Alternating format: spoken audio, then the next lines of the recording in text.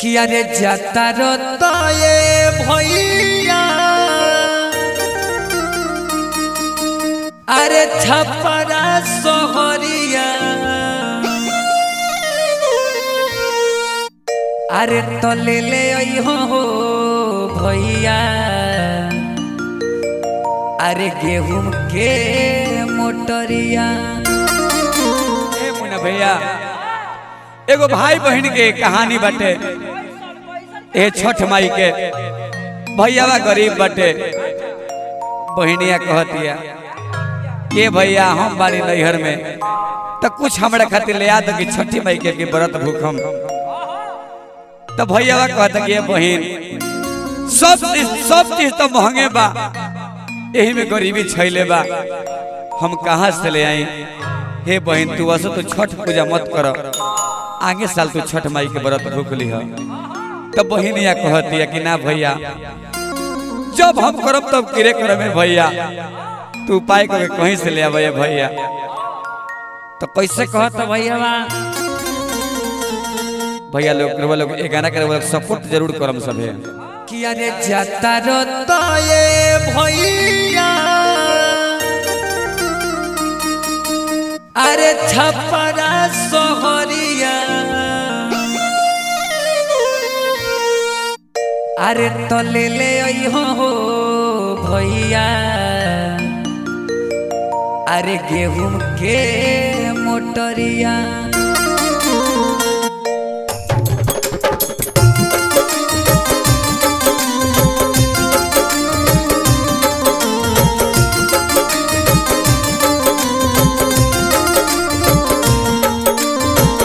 मुन्ना भैया कह तारी बहन कैसे जाता तो ये भैया छपरा बजरिया जाता तो ये भैया छपरा सोहरिया ले हो भैया गेहूं के मोटरिया।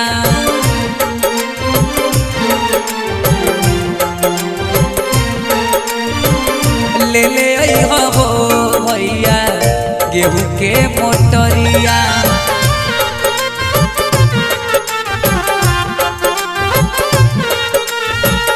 अब की के गेहूं महंग भइल बगिली, अब की के गेहूं महंग भइल बगिली, छोड़ी देबुए बगनी छठ के बरतिया, छोड़ी देबुए बगनी छठ के बरतिया।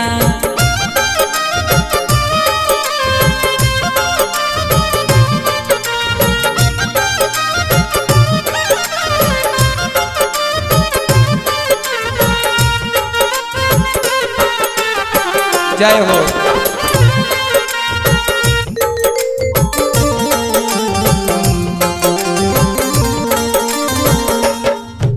मुन्ना भैया बहिन कहतरी कि नहीं भैया हम सुन ले बानी कि छठी माई के व्रत भूखला पर सब सफल हो जाला, सब वही कृपा बा, सब तैयारी हो जाए भैया। एगो और बात हमार सुन ल कहतरी का जाता तो ये भैया गरखा बजरिया जाता तो ये भैया गरखा बजरिया ले हो भैया केरा के घवदिया ले हो भैया केरा के घवदिया।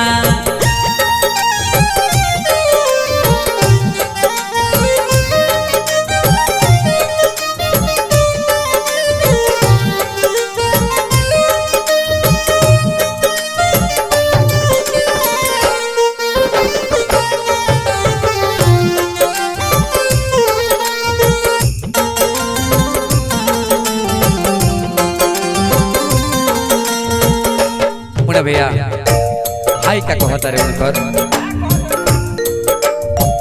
अब की के केलावा महंग भइल बगिली, अब की के केलावा महंग भइल बगिली, छोड़ी देबुए बगिनी छठ के बरतिया छोड़ी दे हुए बहिनी छठ के बरतिया।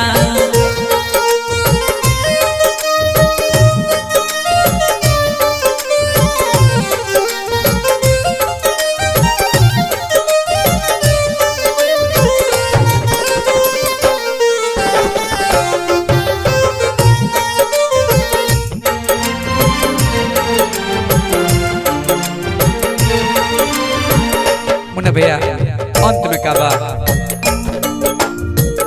जकारत ये भैया पैगा बजरिया जकारत ये भैया पैगा बजरिया ले ले रे भैया सेवन सफतिया ले ले भैया सेवन सफतिया। देखते हैं आप सब भाई को कितना सपोर्ट कर रहे हैं। आप अपना नाम पता कमेंट बॉक्स में जरूर लिखिएगा, क्योंकि आप लोग कमेंट करिएगा तभी हम लोग को मालूम चलेगा कि किस जिला से देख रहे हैं। क्योंकि छपरा जिला से हम लोग को कम लोग देखा जा रहा है। हम लोग भी छपरा ही जिला से, लेकिन कम लोग देखते हैं। तो आप सब देखते हैं कौन ज्यादा स्टेट से मुझे देख रहे हैं। चलिए नेक्स्ट वीडियो मिलती है, तब तक के लिए टेक केयर, बाय बाय, जय हिंद, जय भारत, वंदे मातरम।